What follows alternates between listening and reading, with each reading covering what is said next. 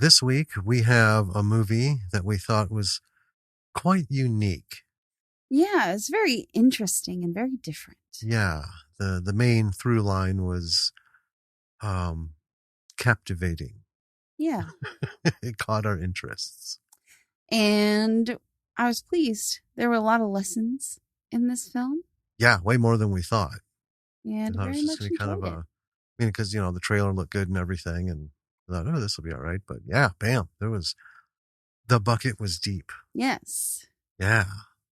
Um, Before we get into this bad boy, you need to let everybody know that starting with this episode, we are going to be going to a bi-weekly schedule.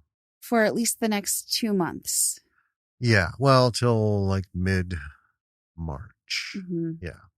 Got some things going on that take up time, enormous amount of time. Time that I don't have to do this. Yeah. It's basically it's a lot of studying, and there just isn't room to do this every week, so I can break up enough time to do it every 2 weeks. Yeah. But so it is temporary. Our it's bi-weekly. temporary, and it bugs me because we've over 2 years. Oh, I know. Every week. Yeah. We've done it. Even like when we went on vacation, we did that whole powerhouse recording of 5 episodes. Even when one of us was sick. Yeah. A couple times. Yeah. Yeah. But yeah, it's just one of those things, folks, where life is what it is. Mm-hmm. And simply don't have the time. And quite frankly, the time that I need to put into these studies, it's way more important. Yes. As much as we love doing this, sometimes it just doesn't hold up the priority list. That's true. Yeah. So until then, like I said, these will be coming out every couple weeks. Mm-hmm. Hopefully. If it gets too bad, then it might be, tri-weekly. We'll see how it goes. There's a lot that needs to be done. So yeah, it's all good stuff. It's not, it's not bad stuff. Well, no, yeah, it's studying for certifications that are vitally important, and there's a lot of stuff. Yeah, it's like 450 pages over 3 days, projects stuff, and going to be doing that. The pages 3 more times. So yeah, about 1,500 more pages to go through when those next classes start and projects and stuff. So yeah, not a lot of studying. Anyway, we'll be back, when that's all done, and we'll let everybody know. Do have some interesting stuff coming up, though. We do. We got another screener invitation. Yeah, so we are going to check that out. Mm-hmm. And that will probably be the next episode. It is not a female-directed movie. No, but we'll get more into it when we get into it. But we also hear about it. Yes, but we also do have on our list of things that we're going to cover one of my all-time favorite movies. Yeah, I'm very excited to talk about it. We're not going to say no. Be a surprise. Yeah. All right, then. Well, I think we should get rolling into this bad boy and get to these lessons. Let's do it. All right.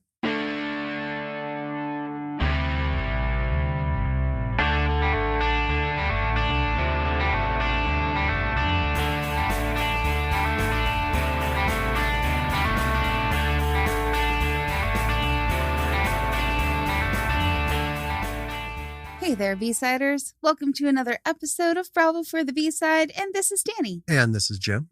How are you, Jim?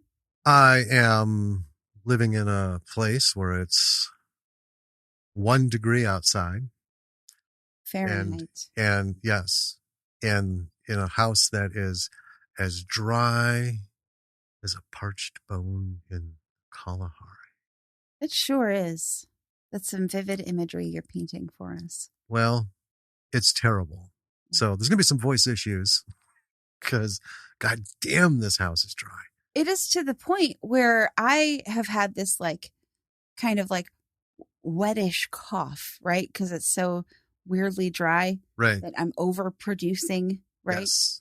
And I took an at home COVID test because I was like, am I sick? No. No, it's just this. I mean, plus we've been on the phone all Yeah. day for our respective jobs. So there's a lot of talking. And I've been in this office all day. So, yeah. I feel like if I were to stand in the shower, inhaling half of the water that hits me to do this podcast, it still wouldn't be enough. Yeah. Ugh. Anyway. So Yeah. we've got a real interesting film this week. I've never really seen anything quite like this film. No. We put it on the list for that very reason. Yes. Because we read it, the notes, and we're like, huh, what's this really about? Yeah. So then we watched the trailer and we were like, ooh, this looks unique.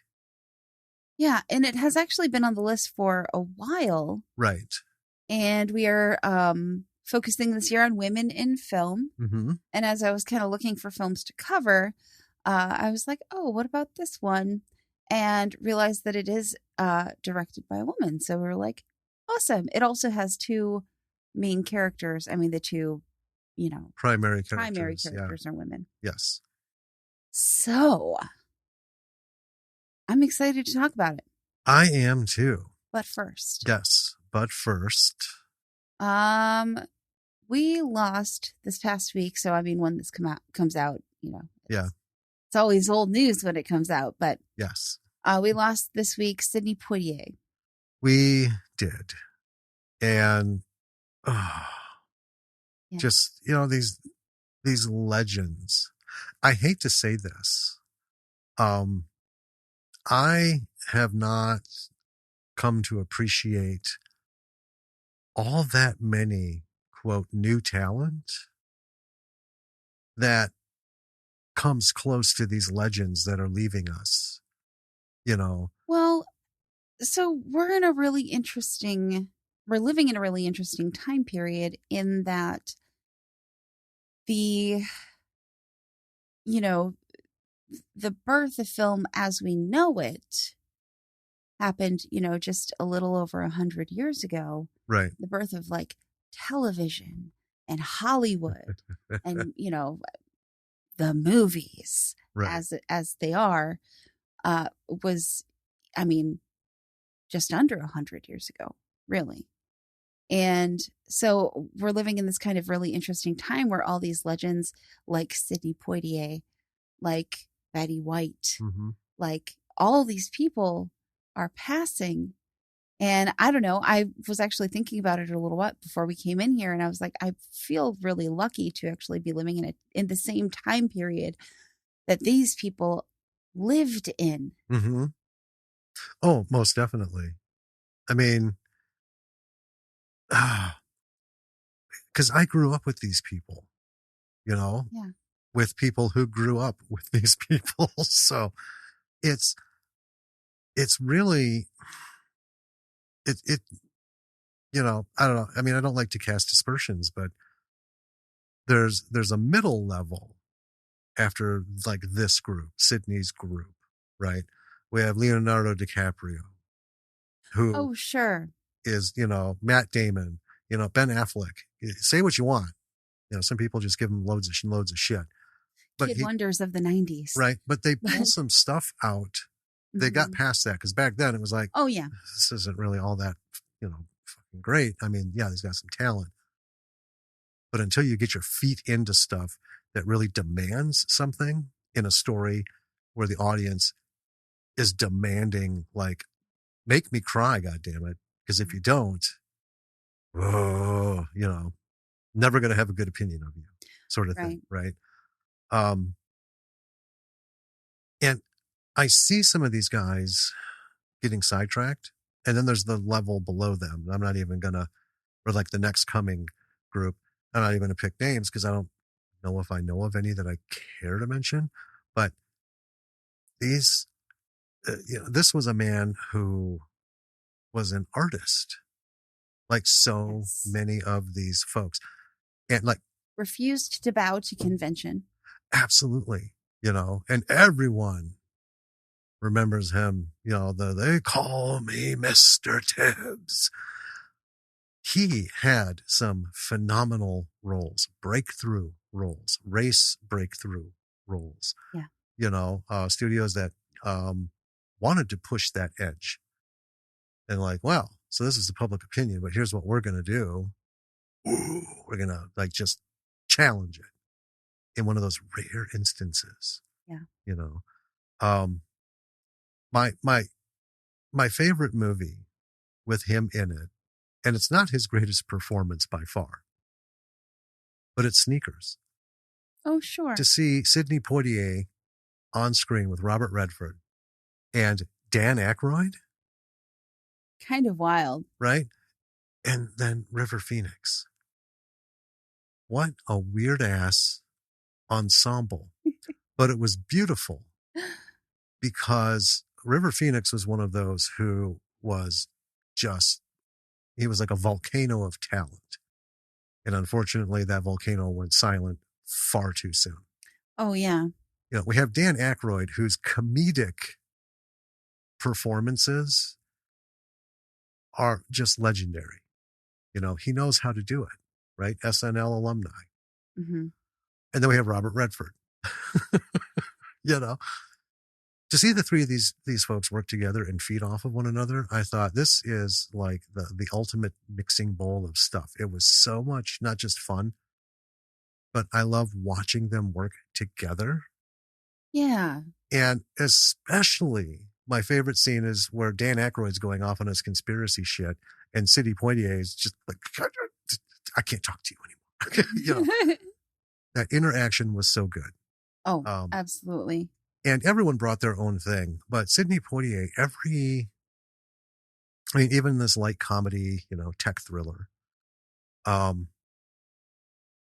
he just has a grace and a presence whenever he's on the screen. Absolutely.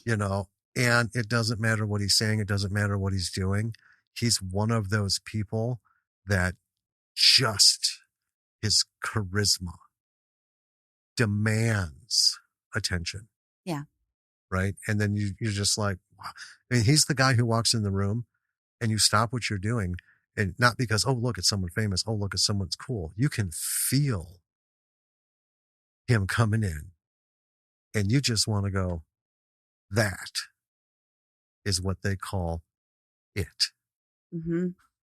Boom. And just leave it at that. Yeah.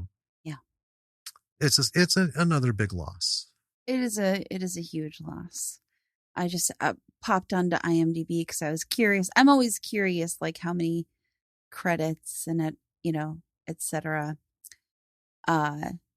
So he has 55 actor credits on IMDb. Mm-hmm. 9 director credits. Mm-hmm. He was very good. Yeah. Producer, soundtrack, writer. It has 129 credits under self.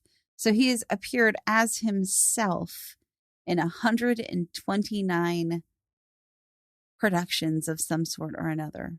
Right. Documentary, TV specials, Mm-hmm. that kind of thing, which is kind of cool.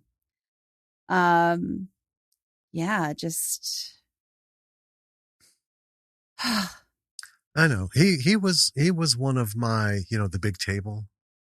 I never liked that. Who would you have dinner with? Well, pick 3 people. No, if I'm going to do that bullshit, it's going to be my rules. It's going to be a giant ass round table, King Arthur style. Because there's just too many people to try and pick 3, Sure. But he is one. I would have loved to have just sat across him for just a chit chat, because seeing him in like behind the scenes stuff where he's not interviewing and stuff, he's just doing his thing and someone caught it. He just was so magnetic. And, his whole presence is so ephemeral, and you just can't help but think, sitting and talking to him, even if he was pissing and moaning about something, somehow I feel like I would still walk away feeling like $1,000,000 because the guy had a Yeah. crackerjack smile, you know, and just a personal presence that was, joyful. Yeah. So, Yeah. Well, with that, it seems like every episode now we're going to have I some sad know. news, man. This is happening So quick. sad.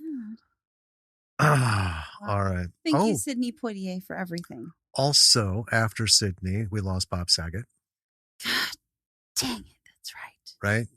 And I was not one for his humor as a comedian, Sure. I get that. but I liked his nice guy, very dry, nice guy performances. And I had respect for him as well, because again, so many people in the business, right now everyone's talking, all nice. That's kind of the thing. When someone dies, everyone talks all nice about him, sort of our American convention. But while he was alive, people were talking nice about him, you know, just one of the kindest guys in Hollywood, to fans, to fellows and stuff. He was just a nice dude, Yeah. and he understood his focus and talent, and he did his thing, you know. So another one. That means there's going to be 3 next week, probably. Stop. I, let's, all these folks are in their late 70s, 80s, 90s. Ugh. I know. Anyway, Anyway, let's talk about this movie.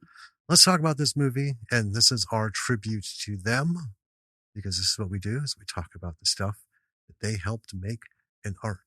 Yeah, This one would fall in that category. I think so. I'll start out by saying I rather enjoyed this. Agreed. We were iffy because it was an unknown. Yeah. And when you see something and you're like, this is not like anything I've seen before, you just don't know what you're going to get when you fire it up. Right. Because the never been done before thing, it's pass or fail. Well, it is interesting because watching the trailer, I knew it. I was like, this has the potential to be really excellent. Mm-hmm. Or Yep. What? Yep. So All right. Well, without further ado, this week's movie is Coyote Lake, put out in the universe in 2019, directed by Sara Seligman, written by Thomas James Bond and Sara Seligman, starring Camila Mendes, Adriana Barraza, and Andre Velez. Its rating was TVMA, so not really a movie rating. right. This was on Tubi, right? It was on Tubi. So that's probably why. Tubi does a pretty good job of TV rating stuff. Well, and movies like this, if it gets onto IFC or something like that, IFC will give it a TV rating. Right. Like You got to have TV movie. Yeah, you got to have something to give the audience. Yes. Fair warning. Yeah. So anyway, here's the plot. Esther and her overbearing mother run a small bed and breakfast near the U.S.-Mexico border. 2 unwanted guests arrive, threatening everyone's safety. But the 2 women hide a secret that may prove the most dangerous of all. Yeah. Yeah. Now, I want to say, before we get into this, we always talk about the log line, right, or the plot line. It's fairly accurate, but as you will find out in just a moment, folks, what their secret is not a secret from the audience. Right. Right? It's from the 2 unwanted guests. So it's a little kind of misleading. But yeah, it's one thing I liked about this going in. I love being a part of it. Yeah. We talked about, these different formulas for things. I love knowing who the bad guy traitor mole is. And I love knowing we all, you motherfucker. And seeing him befriend and everyone put their trust in him, and you're just like, it's that knowledge you can do nothing about. Yes. To do anything for these people, you just got to sit back and take it as it happens. I love that. And this, I think what amped me right away was like, don't have to wait. Don't have to wait till the end. No Hitchcockian surprise. Right. You know. I do want to say, and I don't want to give too much away right now, but I was reading there's like trivia and notes and stuff on IMDb for these films and stuff. Mm-hmm. It's not like based on a true story, but it is inspired by and sort of based on like events that have happened at lakes. Oh, I believe it. In that area. I believe it. Along the border. I not to segue, but I've talked about, I have been down on the border setting out water tanks. I've gone and retrieved my water tanks full of bullet holes from high-powered rifles, because people knew what they were out there for, to give water to these people who've been dumped in the middle of the desert, left to die once they get crossed over. Yeah, I just knowing what goes on down there, you can say this isn't like a true story or based on known facts, but it's easy to make this shit up because it's not outside the realm of possibility. Right. Things are happening, and this could be one of them. Anyway, why don't you take us in? Okay. All right. So we open with a little information about a lake near the border where there have been many murders and missing persons cases that regularly go unsolved. Just a little blurb. Mm-hmm. And then we see a body dropping into the water. It's been wrapped and weighed down. Yep. And then we kind of cut to, in a house, there is a young woman. She's straining something red into a cup. It looks like some sort of like hot tea. Right. Like a hot flower tea of some kind. Yeah. I don't know. She gave it a name, and it looks actually pretty delicious. It does look delicious.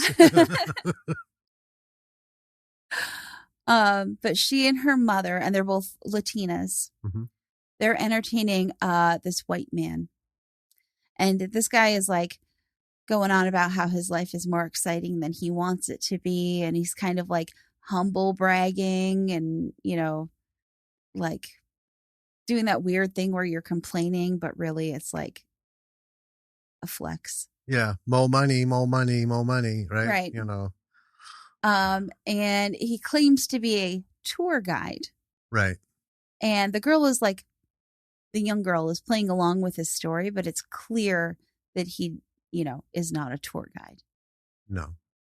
I think we all know what he is. It's pretty apparent, yeah, because he's sketchy as shit. Oh, absolutely. Side, this and that, just really not wanting to get into any details. Mm-hmm. More of that complain bragging. Right. But we all know that he's a coyote. Complagging. Put that on a shirt. Complagging?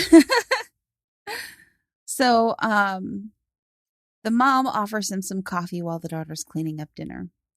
And as that is happening, the mom goes up to the daughter who's like doing dishes, and the daughter mentions, "Oh, it's taking forever." And they're kind of having this little like secret conversation between the two of them. Right. And the mom says to be patient. And they turn around and the guy is passed out on top of the table. So then we see the daughter searching his truck. She has clearly done this before. Oh, yeah. She's like cutting the cushion open, prying the thing off of the door. The panels off the insides of the doors. Yeah. She's doing a thorough, like, DA type search of this guy's truck. And she finds 2 Ziploc bags full of money. So, yeah, she goes in and shows it to her mom, and then it's night. And this guy, I thought his name was Doug, but I guess it's Dirk. Oh, the helper? Yeah. It's Dirk. Yeah. Dirk. He comes by. They he seems kind of simple, and the daughter doesn't like him, Right. but his job is to like help them take care of stuff. So he like burns the man's belongings, but he takes a gold chain out of them as like a weird little souvenir, and he's hiding it. Right. And then they all they have the body in a wheelbarrow, and they wheel it down to a little dock. It's neatly wrapped. And then I realize it's not a body. This guy's still breathing. Oh, yeah. Yeah. So they tie they tie him to a cinder block and take it out to the lake, tied to a boat, and cut the rope. Yep.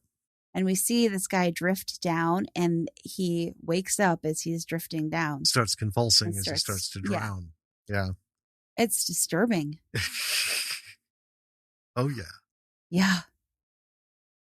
Yeah. So then we see the mom praying, and she's got her little like kind of altar. She's got a bunch of candles there. Mm-hmm. And then she bends down and she scratches a mark into the wall. So she's counting. Right. Right. And there are several hash marks already. Mm-hmm. We see Dirk drive off in the guy's truck, and he doesn't really seem to enjoy this. So I'm wondering, like, do they have something over him that they're making him help them? Right. And the daughter also doesn't seem to enjoy it either. And then, so you kind of wonder, like, what is driving this very disturbing activity? Yeah. Right. Mom seems fine with it. We see Dirk parking the guy's truck somewhere, and there's like several other vehicles. Yes. Like out in the middle of nowhere. Yeah. But in trees and stuff. Yeah, it's like a growing collection. Yeah. Yeah. So this is, there's the hash marks, all the vehicles. This is clearly not the first time. No.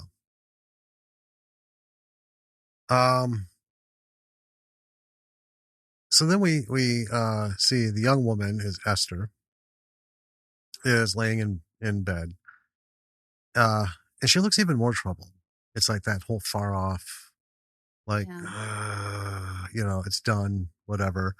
The next morning, a group of Mexican men and women are looking for a place to stay. And there's a conversation between them and the mother. The mother sympathizes with their situation, but she tells them she doesn't have a room. Right. Right. And well, she has a couple. Yeah. But she ends up sending them away, saying, if you walk 12 miles, there's someone there who might have work for you, kind of thing. She's very dispassionate about it. Well, she is. And I kind of got it as after what just happened. And the last thing you want is a bunch of, people who have illegally crossed the border hanging out at your house, even, if they're like working off their stay. That's just not good for the murder business. Right? No. Anyway, the young woman, Esther, isn't happy about it. So she ends up gathering up a bunch of fruit into a bucket. And as she's doing so, Dirk stares at her, and then she just like, that's enough. And she runs off after the immigrants, and she catches up to them, gives them the food. When she gets back, mom's waiting for her. Mm-hmm. And you think, oh, here we go. But mom's not really upset. Right. Esther really wants to help the immigrants, and mom is focused on the coyotes, the people who bring them over and dump them. Right. Right. And, she gets her little spiel, that they'll be fine, this and that, but what we're doing, it's the people who brought them over, the guy who brought them over and left them to die, basically. those are the people that we got to focus on, Yeah. sort of thing. We're doing good, doing a good thing. So, and then Esther goes on about Dirk and how he's so useless. And, I think, well, I don't know what else he does or doesn't do around there, but, burning possessions and ditching cars, it's pretty handy. Does seem useful, yeah. Yeah. And he knows what he's doing. Oh, yeah. Seems like he's got a system. So a little while later, Esther rides her bike into town, and she goes into a pharmacy to get, quote, more of her mom's medicine and some more sleeping pills. The old woman pharmacist is shocked, but gives her the stuff, buying the whole story that Esther gives.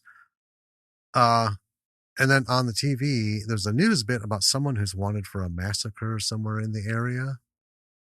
And there's, Right. all the agencies are out looking and stuff. Now, I didn't note this, but one important thing about this scene is when Esther walks in, there's a guy at the counter, and he asks her a question politely in Spanish. Right. And she gives some sort of first week, 6th grade Spanish class answer. Even I was like, ugh. So we learn Esther doesn't speak Spanish. Right. Okay. So anyway, Esther gets home. Things are quiet. She creeps into the basement. And by that, I mean, it's one of those weird houses where it's kind of sort of like a pseudo platform house. Right. And there's like a basement, but it's not really a But basement. it's above ground. Yeah. It's like underneath the house, but not dug into the earth. Right. So, yeah. It's like if you put curtains up on the bottom of a treehouse, I guess. Well, Sort I of mean, thing. it's an above ground basement. Well, yeah. But anyway, she goes in there.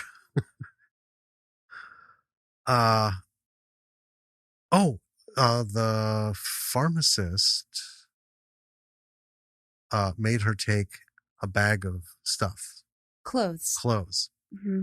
And so It was nice dresses for her to wear because Esther dresses like a boy. yes, so she hides her clothes in this basement area. She overhears her mom talking to Dirk. Mom telling Dirk he can come to her room later that night, and he does. Yeah. And I skipped over that whole thing.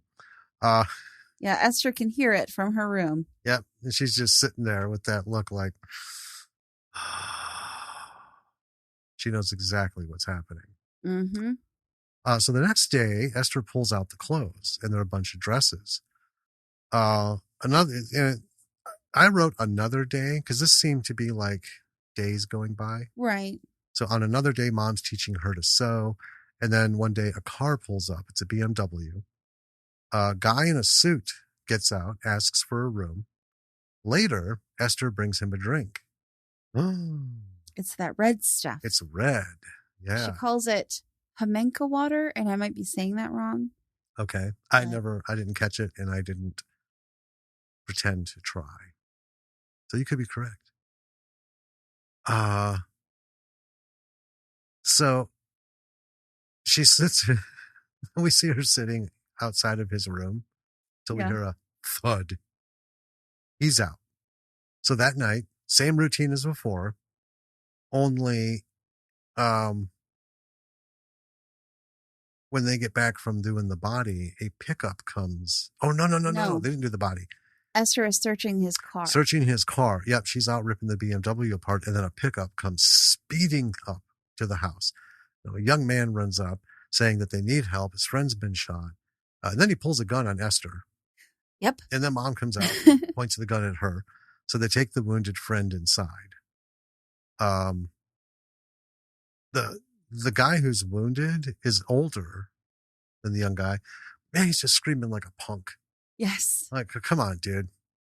I just, yeah. And then mom uses these big ass tweezers. I'm not sure what they really were, but they did look like giant ass tweezers. Yeah. To pull the bullet out of his leg. And then there's noise outside. It's Dirk.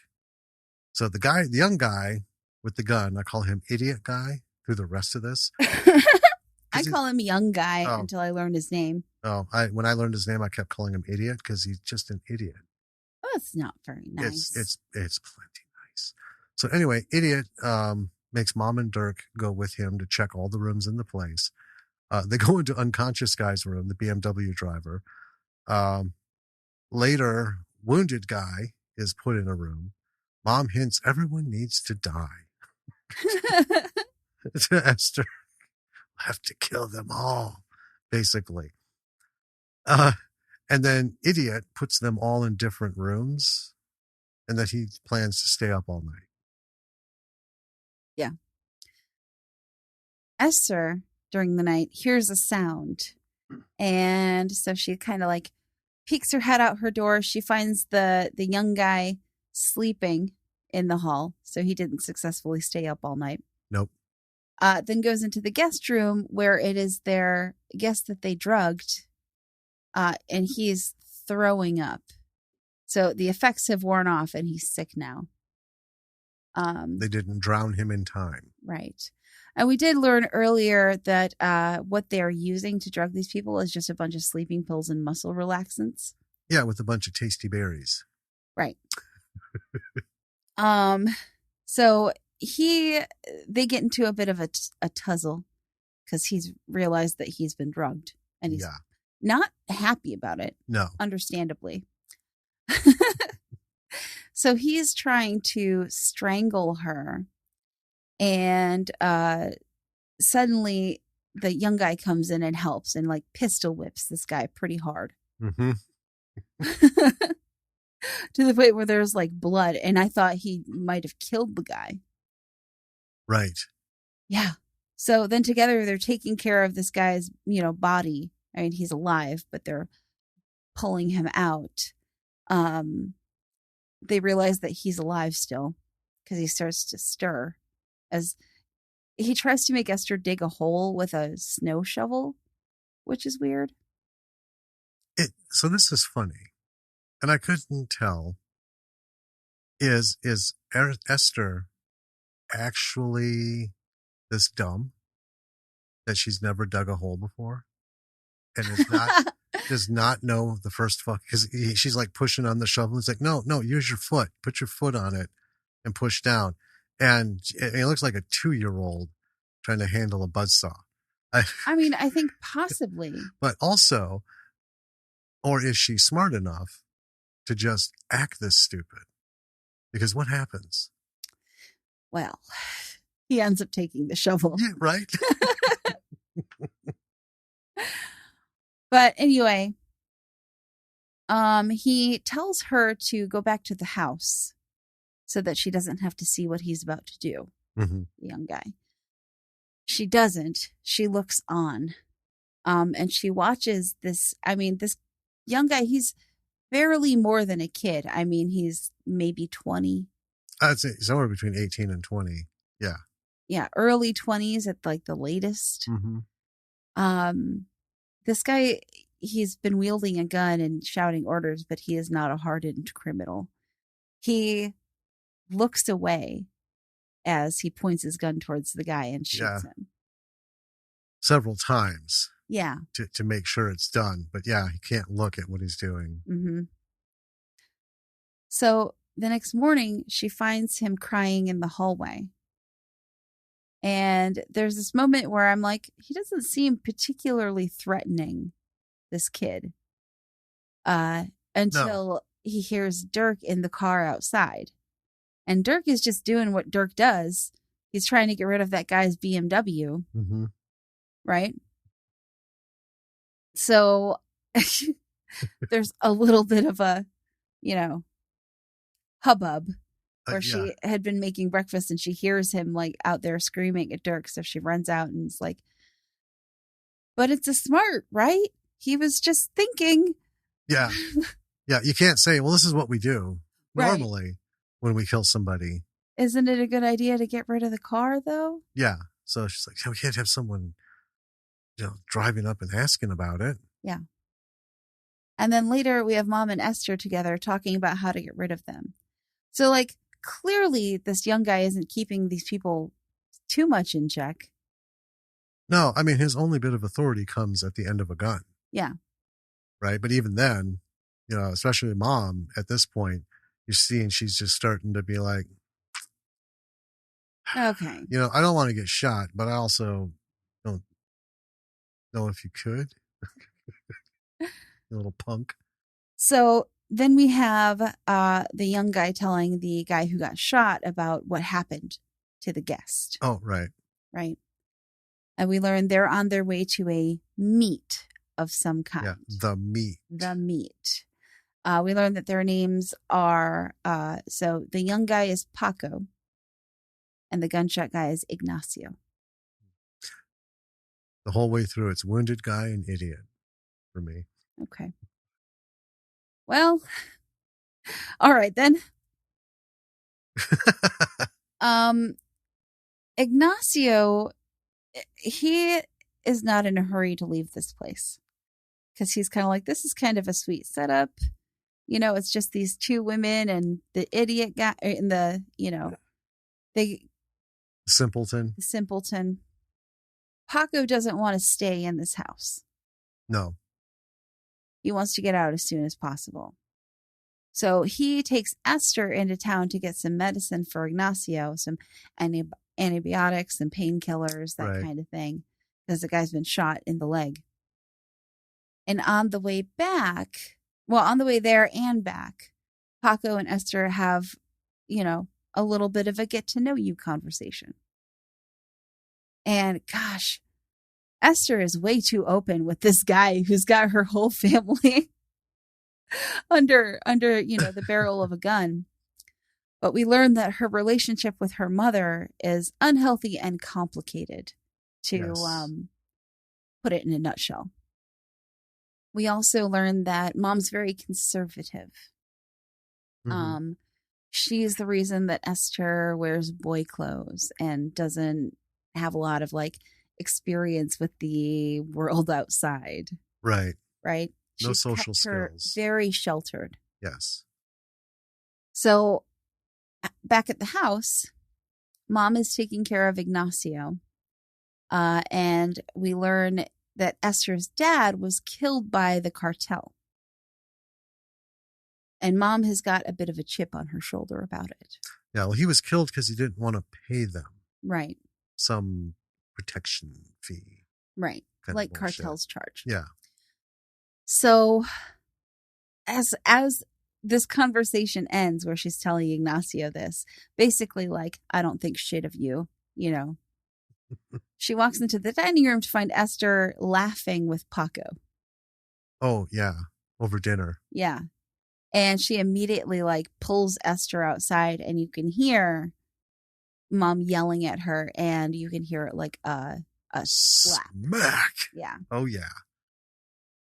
And we learned that mom slapped Esther for flirting with Paco. Mm-hmm. And he is like, you don't need to let her treat you that way. That's not okay. Right. Which is kind of weird coming from the guy who's holding your family hostage, but yeah. Also, he has a point. Well, so here's the thing.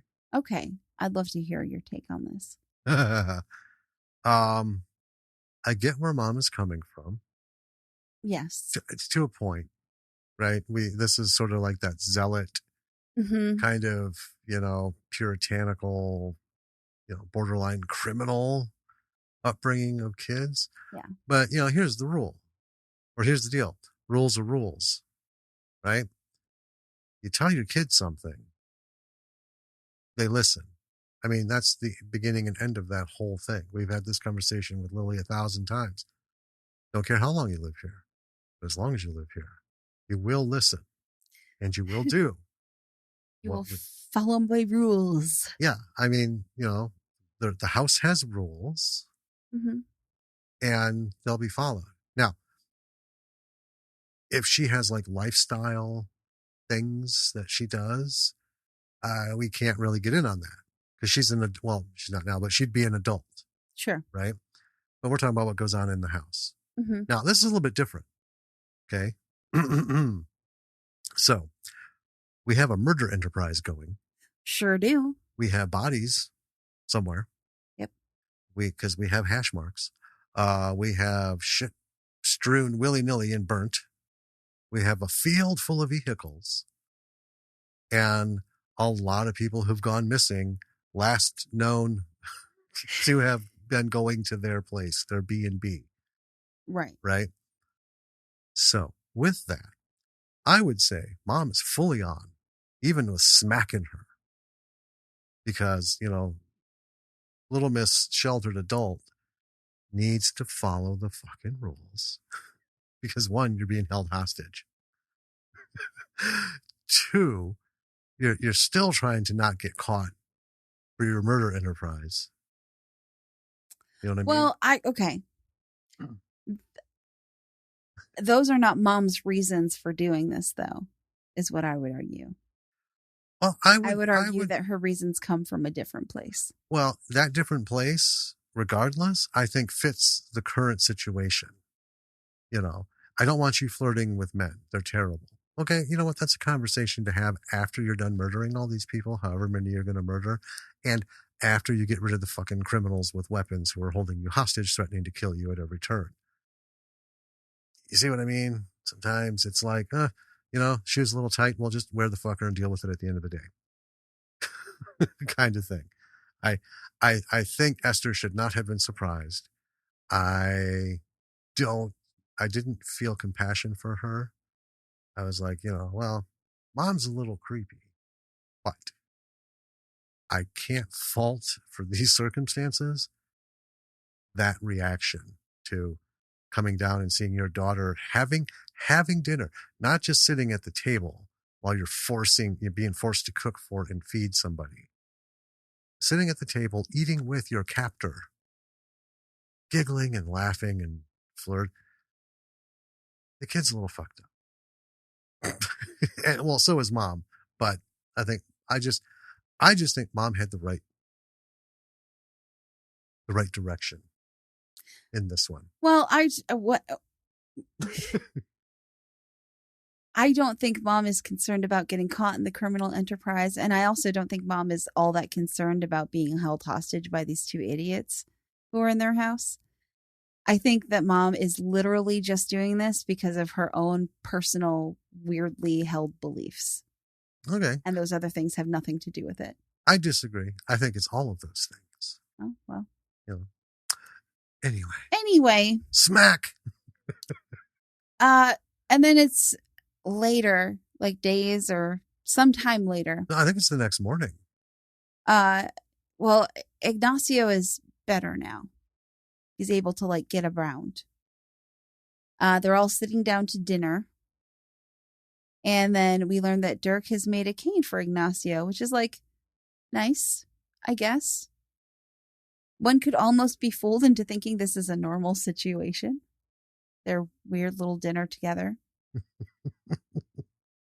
And then later we see Esther putting on makeup.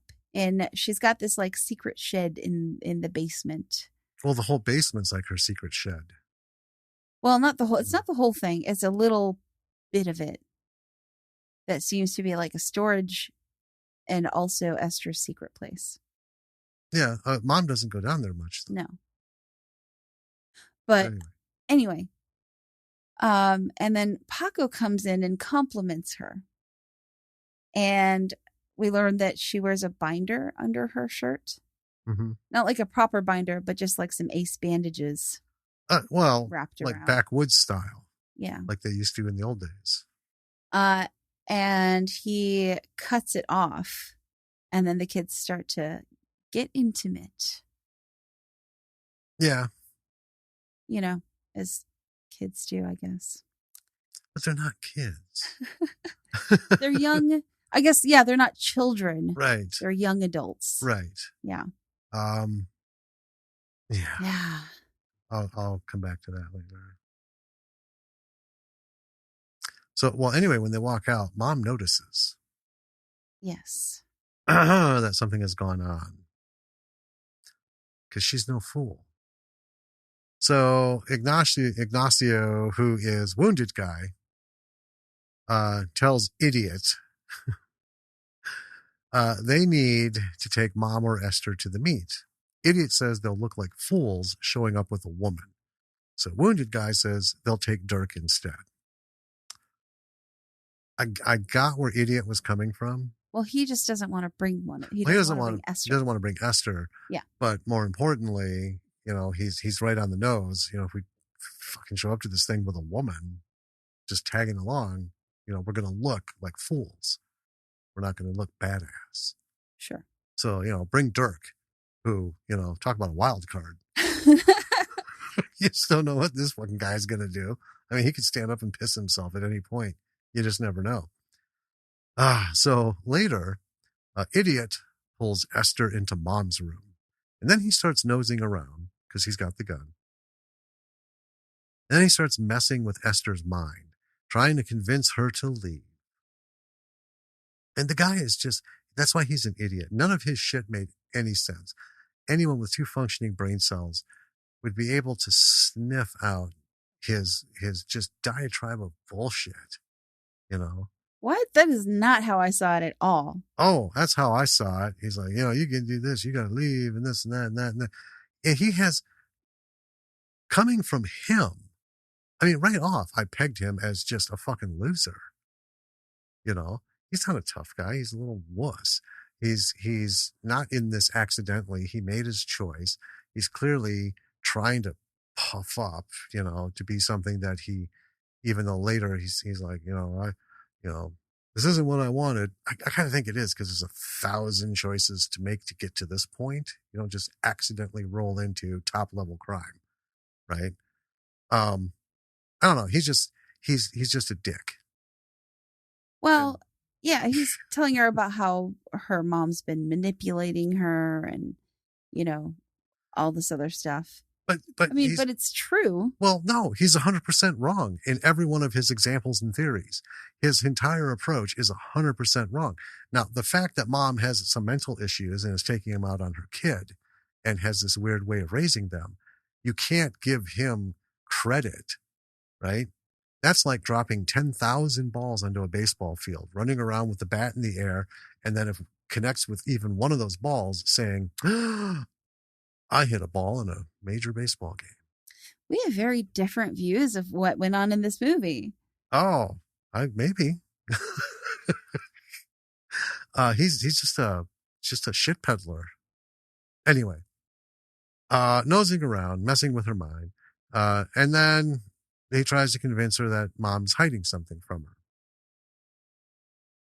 Well, they encounter a locked closet in Mom's room.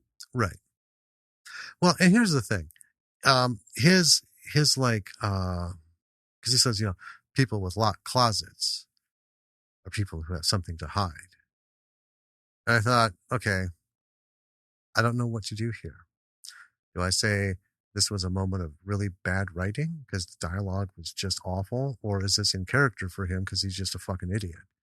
And that was his attempt at being like, Obi-Wan Kenobi of the backwoods border crime family. I don't know. But it just hit me in the head as like another just flinging more bullshit, trying to posture himself. That's how I took it. I'm not with you. Oh, that's okay. That's fine.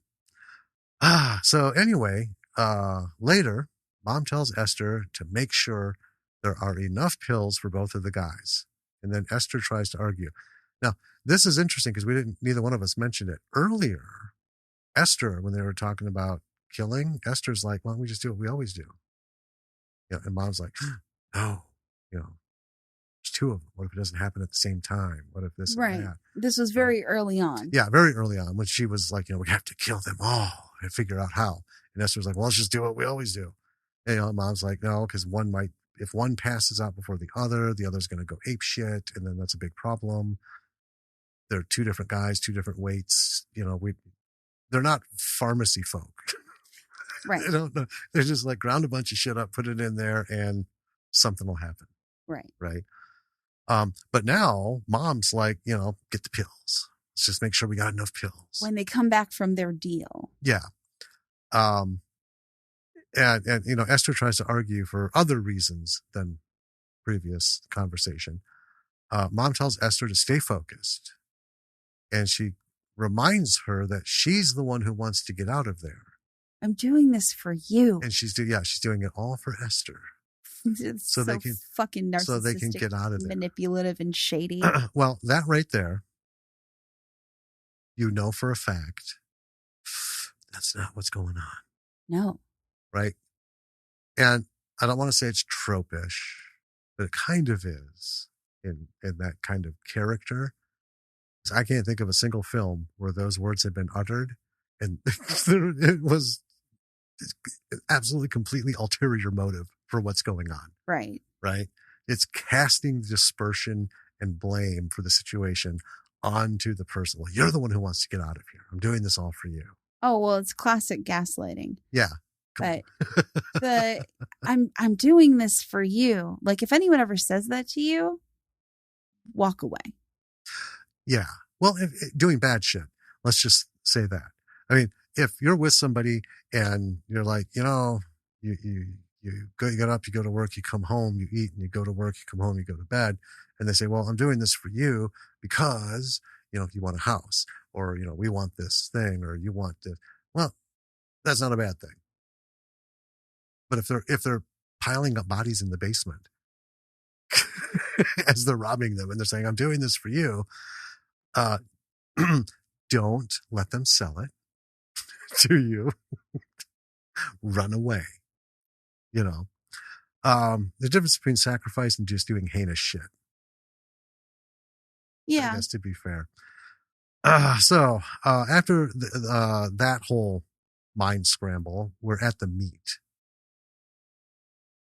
And I guess I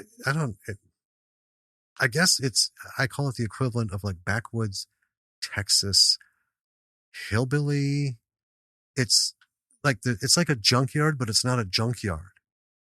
I guess. It's one of those places where someone has just a lot of old car mechanical shit laying all over their property. And I've seen these, and I don't get it. It's just weird. It happens all over. I just still don't get it. Anyway, so this is where the meat is. And there's two guys in as Texas as you can get cowboy hats. Oh, yeah. Right? I mean, these hats were not costume hats. These were, because you can tell the difference. When you've seen a real fucking cowboy hat, that's a real cowboy hat. Yeah. It's not something you buy at the 5 and dime. That thing was steamed, pressed, and fitted to that head. Oh, yeah. But they still look like douches. Because at one point, the customers, the cowboy hat dudes, pull a gun. Dirk is just there watching. A little bit of talk and this and that. Anyway, the whole thing goes through. When they get back, Esther tells Idiot that they, meaning all of them except Mom, need to get away as soon as possible, but not why. Right. Turns out Idiot is only offering Esther a ride somewhere, not to be together. Right. Right. And then we get the whole spiel. I didn't choose this life. You can choose this and that. I don't know. I didn't buy his spiel. Dirk just heads out into the fucking woods. Yeah, he just goes for a stroll. Wounded guy notices him, right? Then Dirk comes to a lockbox, like under a tree in this little area far from the house. It's full of trinkets. Yeah, his treasures. One of which is the gold necklace. Mm-hmm. And as he's sitting and looking at the stuff, Wounded guy shows up. And Dirk is more than happy to show him his shit. So Wounded guy ends up snatching a gold watch and very angrily asks Dirk where he got it. And then he unceremoniously clubs Dirk with his cane. Yes. Yes. So meanwhile, Mom is confronting Esther in Esther's little secret shed. saying, I know what you did with Paco and, all this other stuff, and I don't trust you to help me take care of them tonight. Right. So she locks Esther in the shed. Like straight up Cinderella style. Yeah. Yeah. Locks her in. What? Then she goes up, and Ignacio, wounded guy, pulls Mom into his room and starts grilling her about the watch.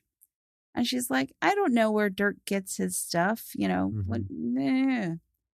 It belonged to a family member of his. It was his cousin or something. Yep, it was his cousin. So while this is going on... Well, because it has an inscription. Right. Yeah, and the last names are the same. Yeah. So while this is going on, Paco has heard Esther banging on her door. And so he's breaking her out. And she's saying they need to leave, but Paco is just like, I don't know why. So he doesn't understand, and she won't tell him because, my mom's going to try and kill you. Yeah. Which you'd think at this point, maybe that would be on the table. But so anyway, she's trying to say this to Paco. And then we see Mom and Ignacio now wrestling, right? They're fighting. Yeah. And Dirk comes in and joins the fracas. Yeah. And then Mom ends up stabbing Ignacio in the neck with a cross that she grabs off the wall. Yeah. That's brutal. It was pretty wild. Pretty hardcore. And then we're with Esther and Paco, and this is when Esther is finally like, this is what my mom does. Mm-hmm. And she kind of explains the situation. And Paco is appalled. Right. And Esther tries to explain it away, and Paco's like, it's not okay to kill people. I don't know what you're not getting about this. And Esther's like, but you kill people. And he was like, no, that guy was the first guy I ever killed. And I feel sick about it. Yeah. It's not okay to kill people. So he runs up to the door to confront Mom, I guess. But she opens the door and just shoots him 3 times in the chest. With wounded guy's gun. Right. Yeah. Yeah. So yeah, as he gets there, Mom opens the door and then shoots him. Yep. So next thing you know, bodies are going into the lake. Yep. Esther is crying while it happens. All her dreams of getting away, because she doesn't want to live in this shitty little house, Mm-hmm. in the middle of nowhere with nothing to do, with just her mom and not experiencing anything. She's got dreams. Yeah. Dirk drives off in the truck back to that field. Yeah, disposes of it. Mom makes 2 more hash marks in her wall, and she is very pleased with herself. Oh, yeah. In this moment. She's laughing. Oh, yeah. So in the morning, Esther has made breakfast. And as she, is kind of setting it out, she asks Mom, are you happy? And Mom gives a kind of a non-committal answer. And Esther's like, well, if you're not, let's just go. Mm-hmm. Let's just leave now. Yeah. We don't have to stay here. And then Mom starts talking about how they don't have enough money. Well, the 1 bag of money that we saw them get in the beginning of this movie is plenty. Right. But also Esther says, well, I can get a job. Right. Yeah. And Mom just keeps no. And then finally, she tries to do away with all of Esther's, you're going to have a hard time. Do you know how hard it is to get a job? Do you know how much money you need to start over? Right. You don't know anything, basically. And then finally, Esther is not buying any of this. And mom says, well, we're doing a good thing here. We're killing bad people. We're saving innocent lives. And Esther, like, is bringing her food and coffee and stuff. And I love this line. I want the best for you. I do this for you. This is a common refrain from mom. Oh, yeah. Right? So this whole time mom has been talking, Esther's been playing with her food, pushing it around her plate, but not eating. And mom has been looking increasingly sleepy. Mm-hmm. And when she passes out, Esther starts crying.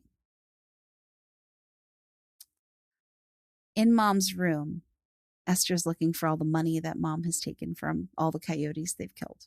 Right. She finds a little bit under the bed, but it's like $100, maybe a couple hundred.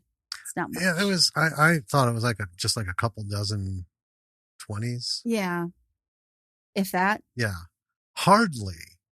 I mean, this is like they were rolling bums on Skid Row, right? Kind of money. Not that.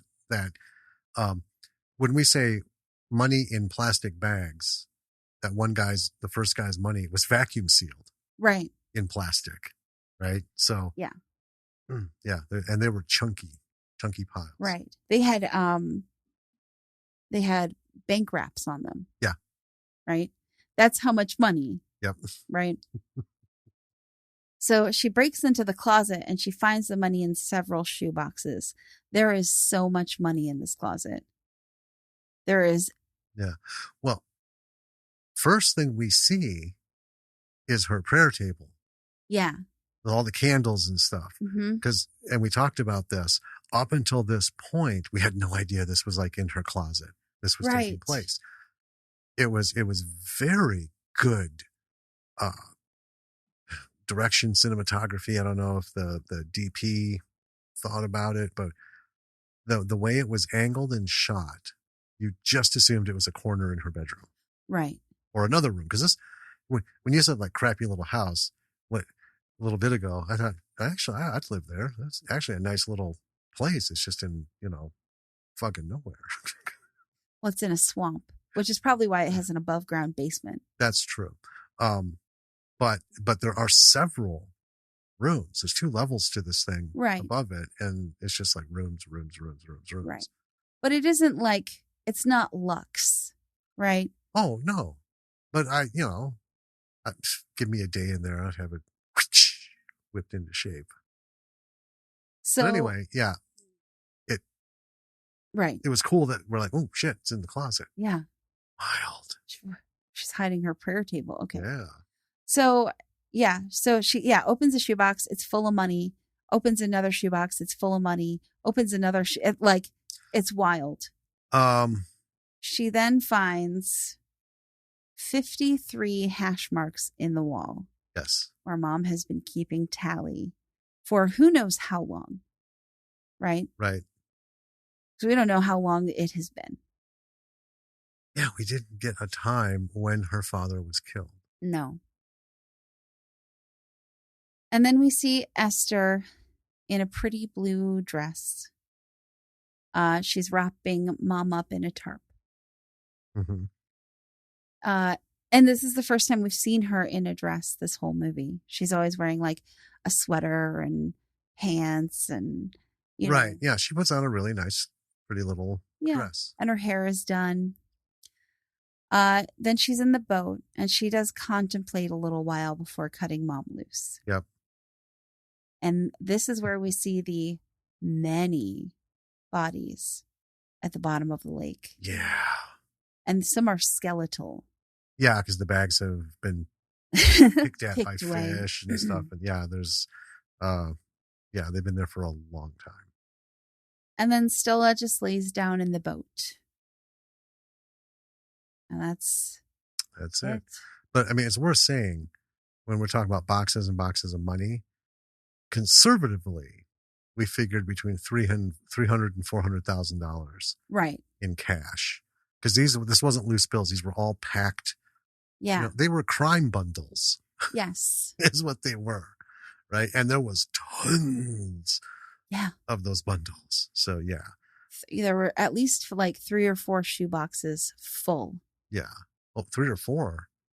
I'm saying at Oh, least. at least. Oh, yeah, because they did like kind of a quick cut scene. You could see him piling up. There was almost a dozen behind her. But anyway, uh, yeah, mom clearly had no intention Of ever leaving. ever leaving, and Esther's instincts were right Mm-hmm. at the end. To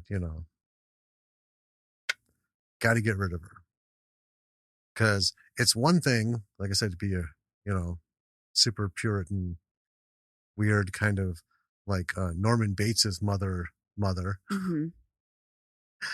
and uh, shitting on your kid so you can sit and just kill people with all that fucking money and then lie to your kid, we're broke, we're stone ass broke, Right. you know. A little bit of Joe Exotic. We can't go out of here, we're flat ass broke. Right. So that was Coyote Lake. Now let's talk about this movie. Mm-hmm. I would like to begin by talking about what I did not like. Okay. It's a pretty short list. Sure. The only thing I really didn't like, and this is not a criticism, it's just one of those things. I didn't like not knowing which way to go on the fence about bad writing, or is it just great writing for this idiot character Sure. kind of thing. Like I said, this pseudo Obi-Wan Kenobi Yoda wise stuff, because this guy's so full of shit. Everything he said to me was suspect, you know. That's really it. I still labor over it. And until if we could get our hands on the script, then we would know, you know. Yeah. Has nothing to do with the performance by the actor. None of that. It's like, was it just one of those little things that didn't quite hit the peak? Or was this the peak? This is what it's supposed to be, kind of thing. That was the only thing that bugged me, was there were like 5 or 6 lines of his that I just, plus I hated the fucking guy as a character. He, that's it. Everything else I loved. Well, yeah. I mean, so let's talk, technical for a minute. Yep. Right? That's one of the important parts. This was, expertly framed. The cinematography was wonderful. The performances were good.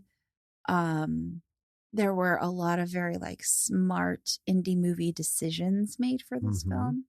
Limited locations, a small cast. On the location bit. Yeah. The worst choice you can make as an indie filmmaker with no budget is shooting outside. Yeah. Because you have no fucking control over anything, right? And we've all seen the behind the scenes of the major motion pictures, right? Mm-hmm. They have screens and filters and things and this and that. They can manipulate the lighting. They can block it, and they create their own light. Right. It's funny. Like when we saw the behind the scenes of Doctor Who, the episode where they were in the by Hoover Dam. Sure. Right, by Powell Lake, or Lake Powell rather. Oh, God, get it right. Who in the middle of broad daylight in a desert has lights? I know. Well, let me tell you, major motion pictures, because that's how you get it. Limited locations, almost everything was outside. Yes. Day and night. You said, good decisions. They made some just crackerjack decisions on equipment. Yeah. Because none of this, there was no burnout. We've seen a lot of these where they're shooting outside, and you can tell they're like, okay, we got to shoot this between noon and 2. So we have the most light possible, but we have no way to filter it. Right. So we get the burnout, on the film and everything. Everything looked good. Oh, yeah. It was perfect in the trees, in the sun, in the house, day, night, in the town. It was also really tight as Yeah. well. There wasn't anything wasted Right. on screen. It was a rare instance of everything that was on the screen was there for a reason. Yes. We didn't have a lot of like driving montage, Right. right? Where it's just shots of the farm and shots of this, and, a bunch of B-roll stuff. Yeah. They kept it nice and clean. Mm-hmm. We got the car coming, we got the car going, we got the car pulling up, we got the car leaving. Don't need anything more than that. Right. Yeah. Yeah. So, and then the sound design was also really well done. Mm-hmm. I think that about covers the technical stuff. Yeah. Lighting, sound, camera work was fantastic. Some of there were some like establishing shots, which Yeah. I don't count as like travel montage shit. Right. These establishing shots were beautiful. Yeah, I mean, this movie is a treat visually. It is. And watching it from the beginning, it reminded me of David Ryan Keith. We talk about him. He's just, it doesn't matter what happens during the shoot. Mm-hmm. He knows what belongs where when he starts Yeah. putting it together. And this was just as tight as that. Yes. So very smooth visually with no sound. Yeah. I mean, tonally, it's very soft. It's very easy on the eyes. Yes. Even like the one gore scene with the bullet coming, Right. out of the leg. Well, there's the other one with the cross getting stuck in the guy's neck. Oh, yeah. I mean, blood. I don't count blood as gore. Sure. But, they were kind of like up in there. And she's like, with the giant tweezers. Even that wasn't like, I call it shock shot, right? There's our gore movies that we love so much are full of shock shots where it's not just you see what's going on, but they focus intensely on that gore, the eyeball falling out or whatever goofy shit we're watching that we're getting into. It worked. Mm-hmm. And it didn't elevate in a bad way. Right. Like it didn't like boom, oh shit, and then back to nice smooth visuals, right? Mm-hmm. It was done very well. So yeah, I think all the technical stuff, top to bottom, she did a fantastic job. Yeah. Rolling this out. I mean, yeah. Yeah. I felt bad that it took us so long, but it's kind of nice that it did because now it fits into this theme. Right. Right. So, everything for a purpose. Right. Yeah. There's a reason. Yeah. What I really like about this film is that there are a lot of films about complex and abusive relationships. Yes. But this one in particular, I felt like did a really good job portraying that dynamic, and not in the usual way, right? Usually in films about complex and abusive relationships, it's about romantic relationships. This is about familial relationships being complex and abusive. Yes.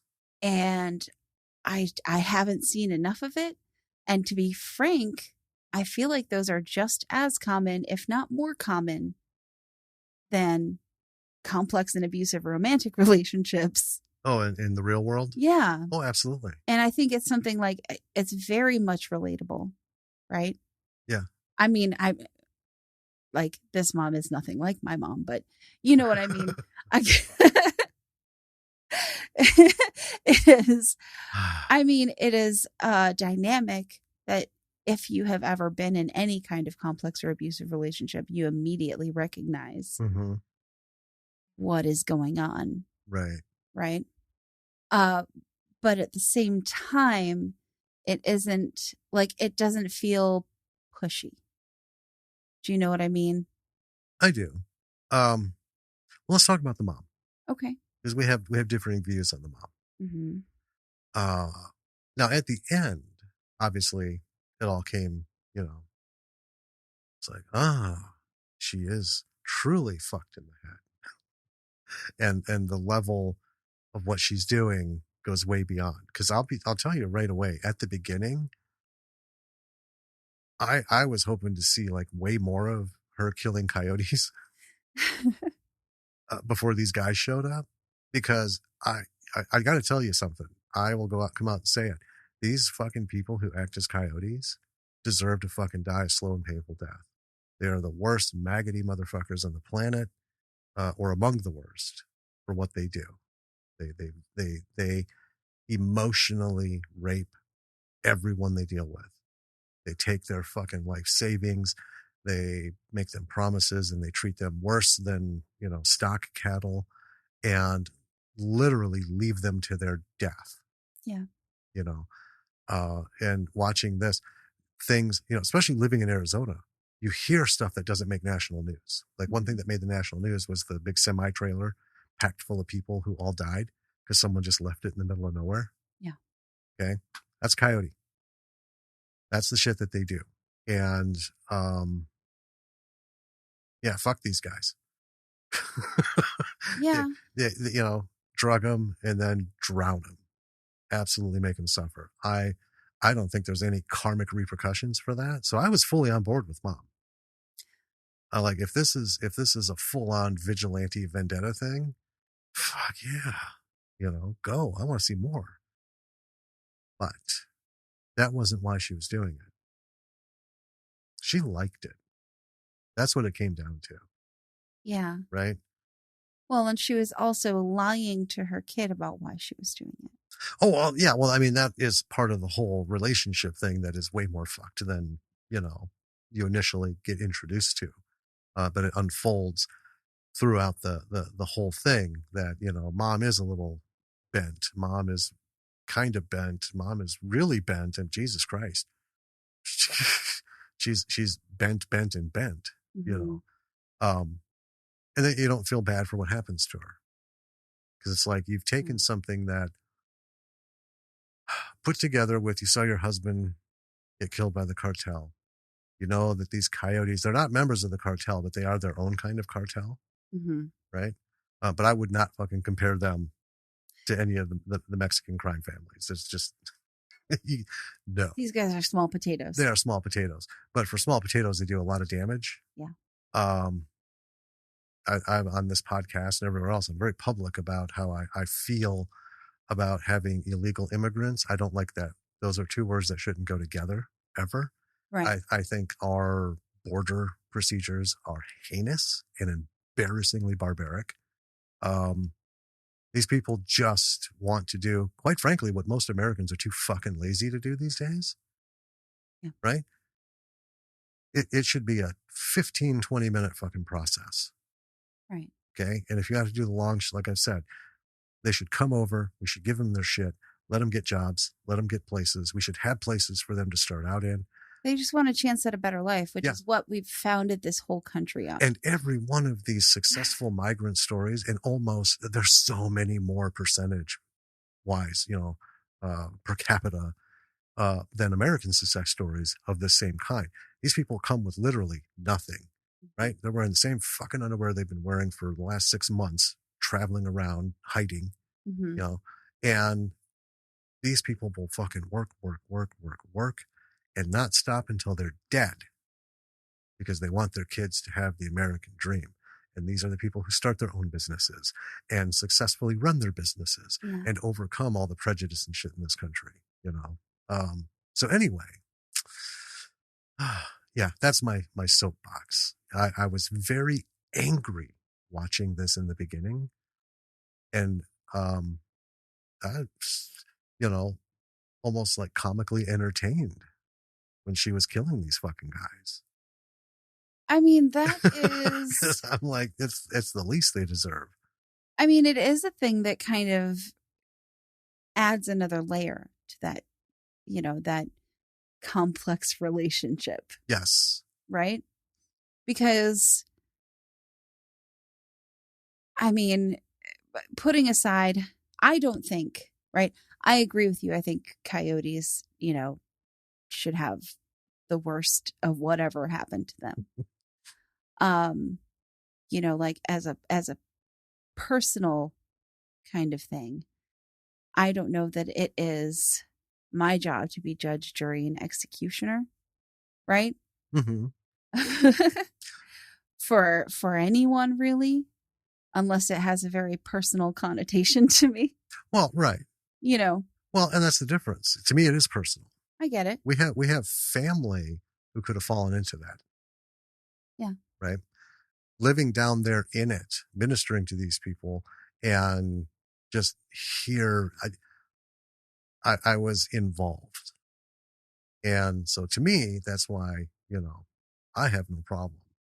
I don't think my heart's going to be judged ill for.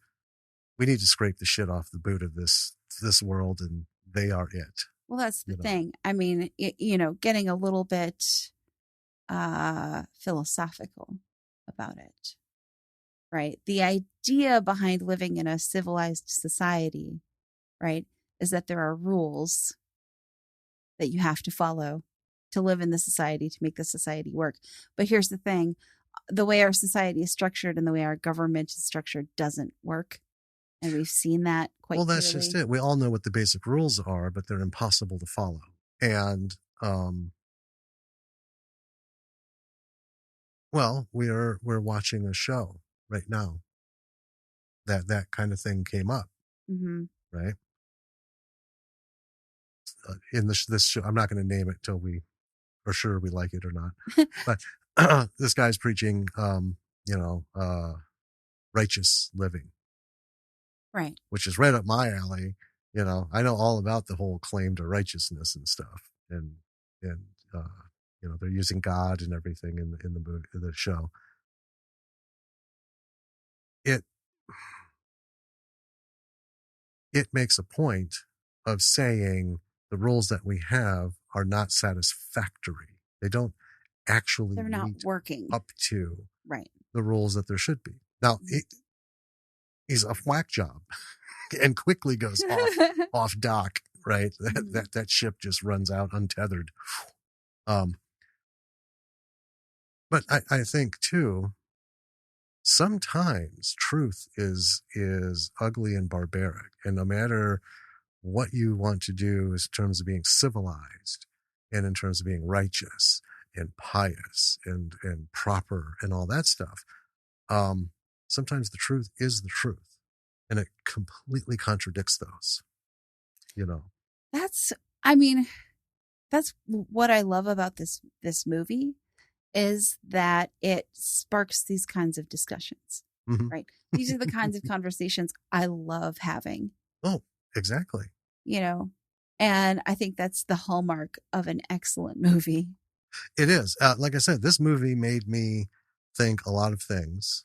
Now, we had different interpretations of things going on in different scenes and stuff, but thematically, the bigger picture, we also came at it from very different perspectives. I have personal experience with this stuff. It's easier to rub me the wrong way in these kinds of situations in films than it is you. Mm-hmm. You look at it as that's nasty, that shouldn't happen.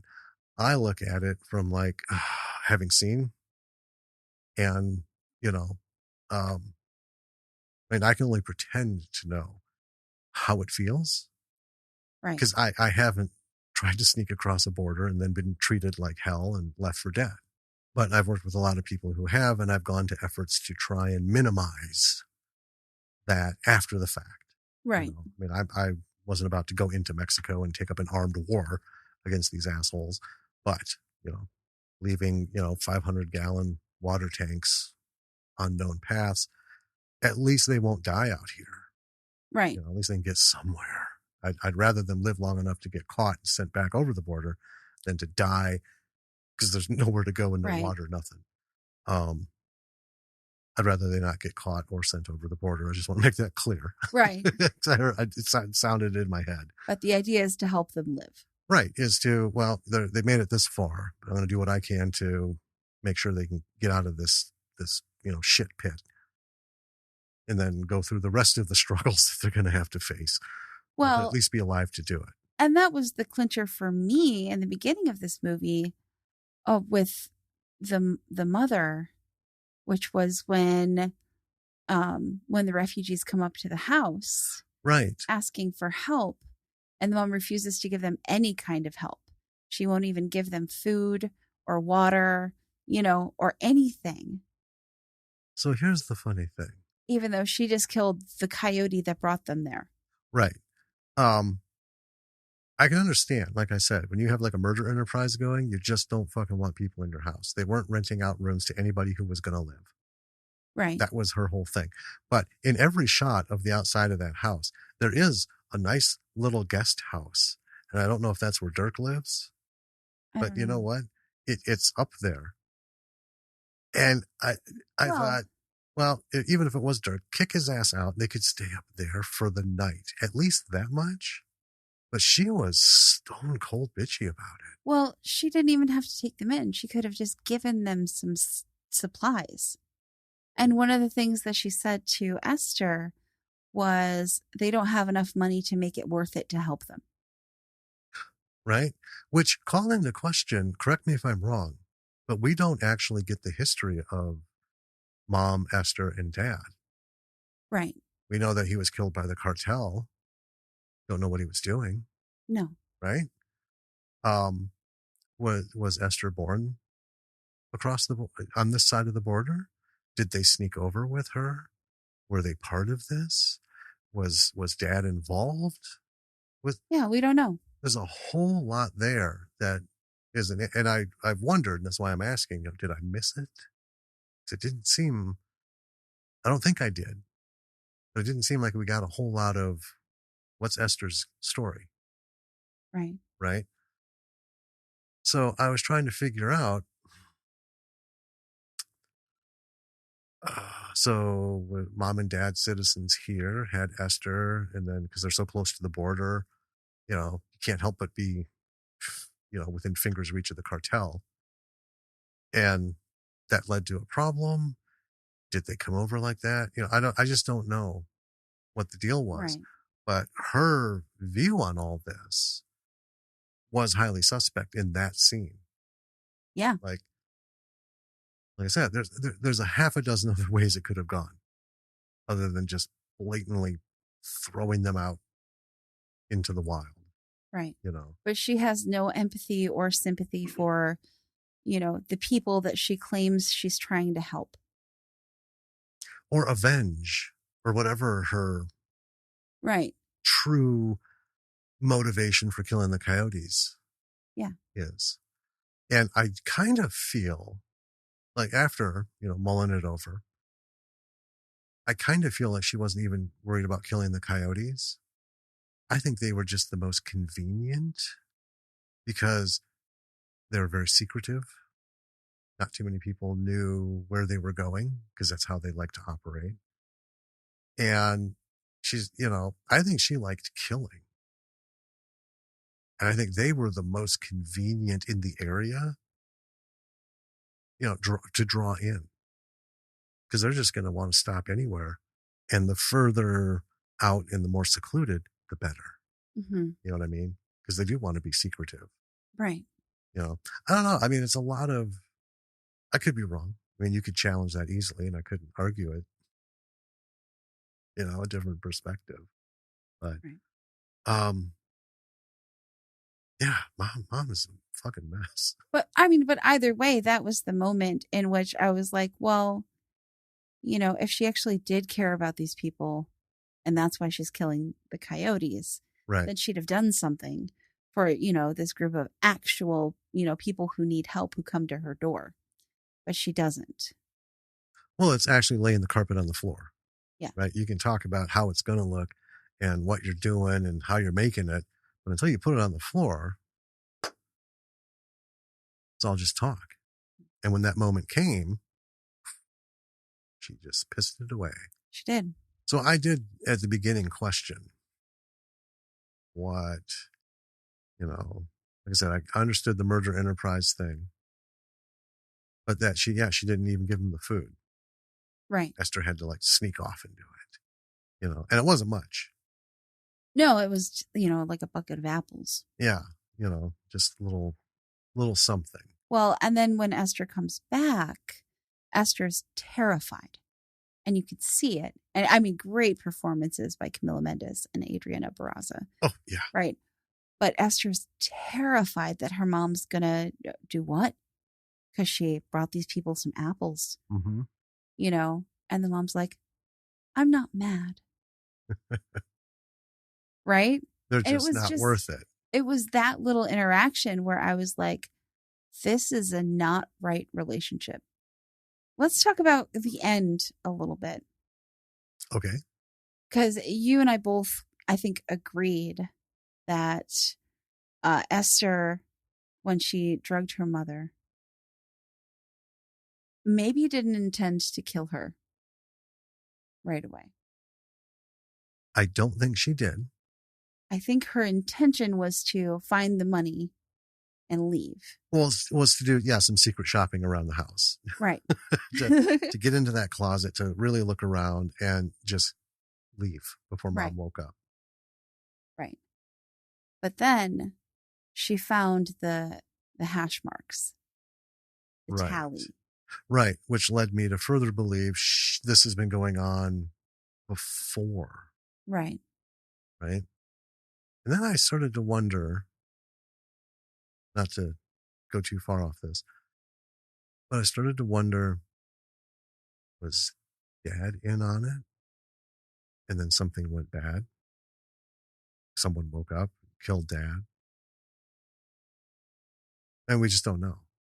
There's a lot of hash marks, and she was genuinely like, fuck me.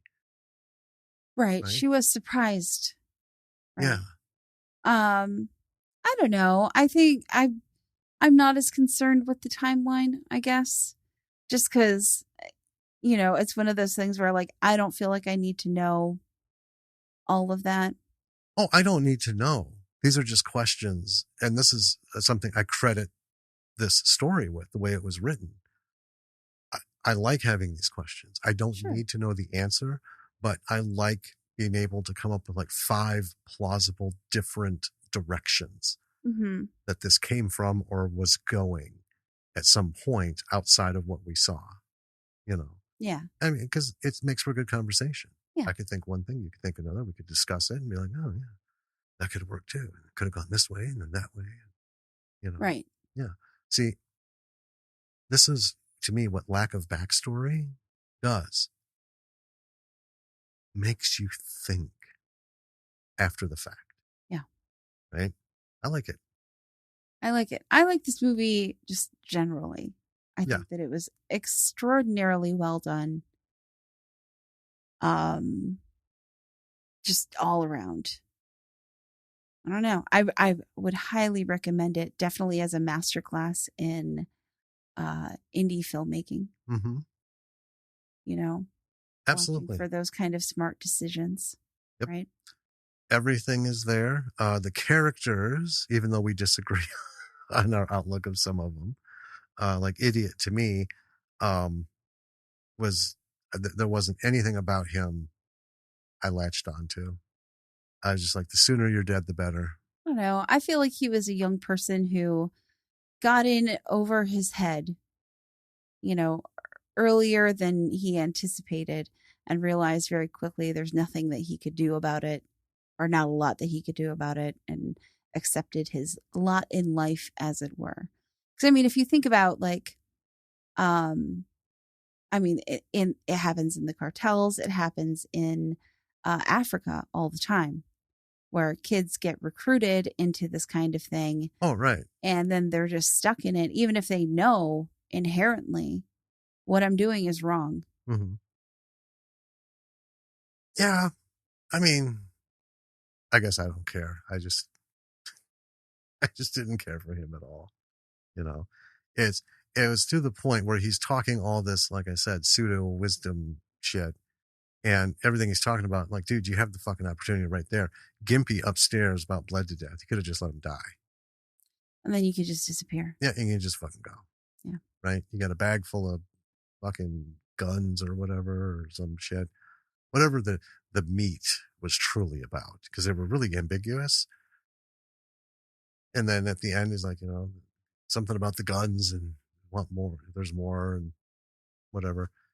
Just think seemed they were weird. supplying guns to the cartel or something. But anyway, Anyway, he had as many. Well, he had way more opportunities than Esther did to end his situation. mm-hmm. But yeah. Anyway. Because apparently people disappear around this lake all the time. Yep. But yeah, I mean, this movie made me think a lot about stuff. You know, it's a wonderful story. Also, uh, I mean, we're going kind of like over a little bit, but this movie came out in 2019, Mm-hmm. which, as I'm thinking about the climate in 2019 politically, mm-hmm. um, this movie was released at the same time when our president. There's heavy sarcasm on that word. I refer to that period as the 4 years America found out what it was like to not have a president in office. Sure, I get that. Was saying awful, awful, racist things Yeah. about immigrants and Mexicans, and oh boy, there were a lot of people agreeing with him, Mm-hmm. which is wild to me. Mm-hmm. I liked that they kept the story in the Hispanic circle. Yeah. The only two white guys in this, well, Dirk, but he's a simpleton. The only two white guys were coyotes, and I think that was intentional, obviously, and I think it was effective. To me, where's the real problem? Yeah. And I know there's a lot of good people living in Texas. That's why we won't move to Texas, because there's a lot of good people, but there's way more not good people. I don't mean they're all criminals, but they share that same view. Well, That came from the White House. yeah, I'm just saying, like, this story is so well done, but I also think that it took some like pretty big balls to release the movie where the main two characters are Latinas and they're murdering people left and right Mm-hmm. in 2019. Yeah. When we had a racist Cheeto leading the country. I agree. It's bold. And I mean, there's a story element to this where you could probably compare it to other movies, but in and of itself, in its entirety, I haven't seen anything like this. No. The story, the way it started, the way it went, and the way it ended. It's its own little nugget, right? Yeah. And I like that. And I think it was brave. I think it spoke a lot. I think it also spoke to how many culturally disassociated Hispanic youth there are, with Esther not being able to speak English. Spanish. Or, oh, Jesus Christ. not being able to speak Spanish, but her parents both spoke it. Right. Yeah, well, So I think don't her know if that mother was... intentionally didn't teach her Spanish. But well, yeah, because she certainly could have. It's not like she was giving her lessons, right? Right. And I think because most of where they were Hispanic young boys. Right. And we saw the one at the pharmacy when we learned she didn't speak Spanish. He basically called her an ignorant bitch. Yeah. Right.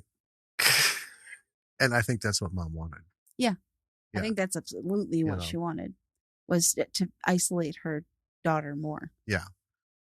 But anyway, I think it put that out there because I think that is a problem. That there are a lot of Hispanic children who are not going to be carrying on their language or their heritage because of the climate in this country. And I think that's a crime in itself. Yeah. We could be just making shit up on our interpretation, and this was never Sara Seligman's view, or maybe it was. I don't know. I like talking about it. Yeah. And I like being able to feel like I feel like I got pretty solid ground on this one. It was a ball buster, Yeah. but not in your face kind of thing, Yeah. right? Oh, I love this movie. It, I think it's great. folks, you need to see it. You need to observe, think about what we've talked about, come up with your own stuff, look for your own things.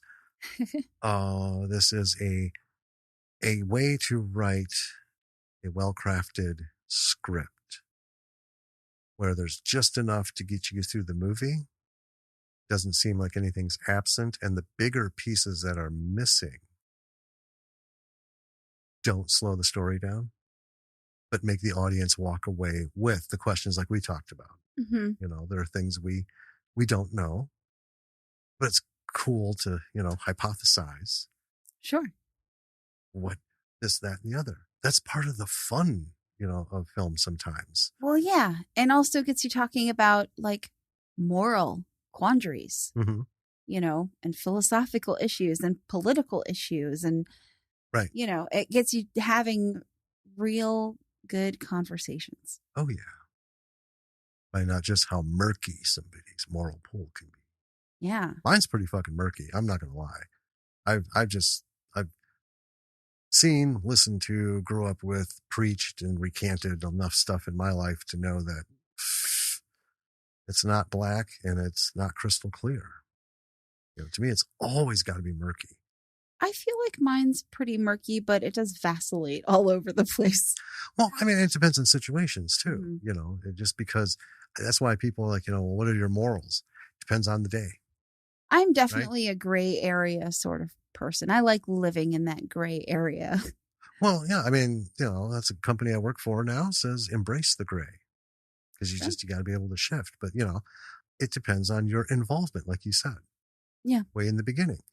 You took it differently because you didn't have a personal attachment to it. I created one because the whole concept is very prickly for me. I get that. But I mean, that's the thing with, moral ambiguity is it really depends. St. Columba, for those of you who are wondering why would anyone question the whole idea of righteousness? St. Columba said famously, it is possible for one to be too righteous. Yeah. Right? That's true. And for those of you Christians and Catholics, St. Columba was a raging alcoholic with a legendary temper. He cursed entire villages just on a whim. So there you go. Yeah. Wow.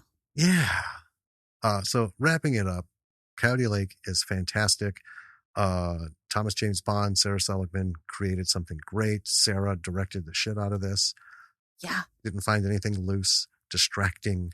There were no plot surprises. Where did he come from? How long has he been there? Yeah. Wonderful performances. Oh, the actors, top to bottom. Like even Ignacio, who's very little in it, right? Because Pedro's the one, or Paco. Yeah, Paco's the one. I should get that right. Yeah, Paco. Okay, I just so used to call him idiot. He's the one we primarily see, right, of the duo, right? Ignacio's in there with his wounded leg. 3/4 of the film, mm-hmm. he's recouping, right? Yeah, they all did fantastic. They did. It's just great. Even I love the pharmacist. Oh yeah, she's lovely. She was so much fun. Yeah. She's so sweet, mm-hmm. but also not gullible.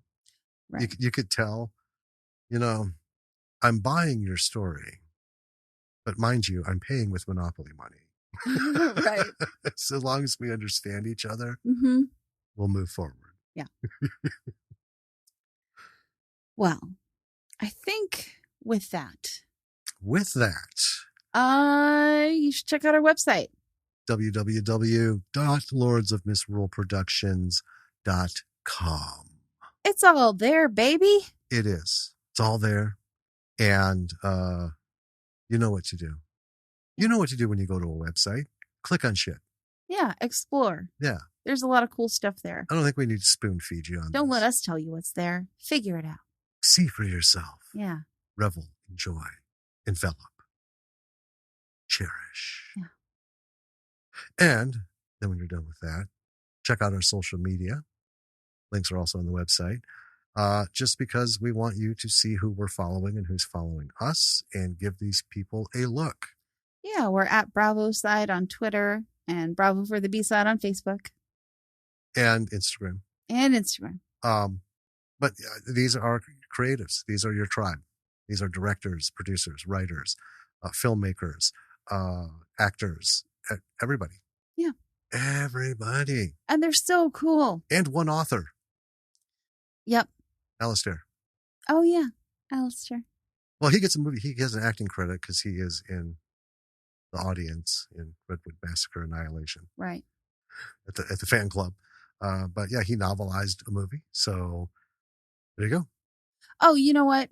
We got a recommendation from our buddy, Paul Flannery. Paul Flannery. I wanted to say Flannery, but I was like, am I going to fuck that up? Paul Flannery to watch this little BBC. No, it wasn't even BBC. It was something. Little British show. Yeah. It was Channel 4. Yeah. I think so. Yeah, because they did the old 80s Yeah. logo of it that looks heinous.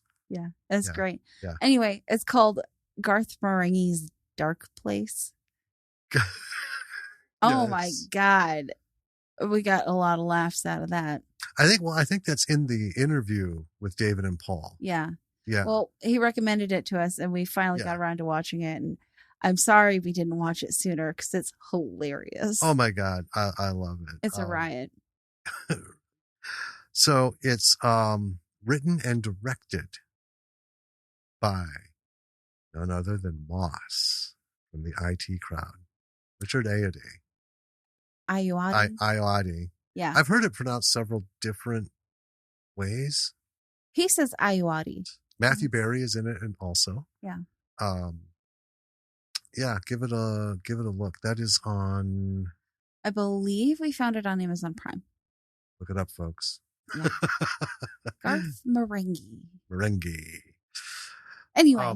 Yeah, it's a wonderful mock 80s show. Kind of reminiscent of like the Twilight Zone. Kind of. And Night Gallery, just this weird shit. Outer Limits. Yeah. It's hard to explain. So anyway, yeah. I didn't think it would not be good because it came from Paul. Right. But it was even better than I thought. Yes. We just loved it.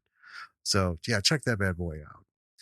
I don't think we've rolled into anything else worth mentioning.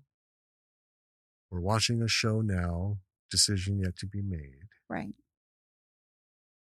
And really for movies, I mean, this was it. Right. I have no time for any other stuff right now. Yeah. All right. Well, B-siders. Until next time. This is Jim. And this is Danny. Keep doing what you're doing, and we will talk at you soon. We love you. Yes, we do. Bye.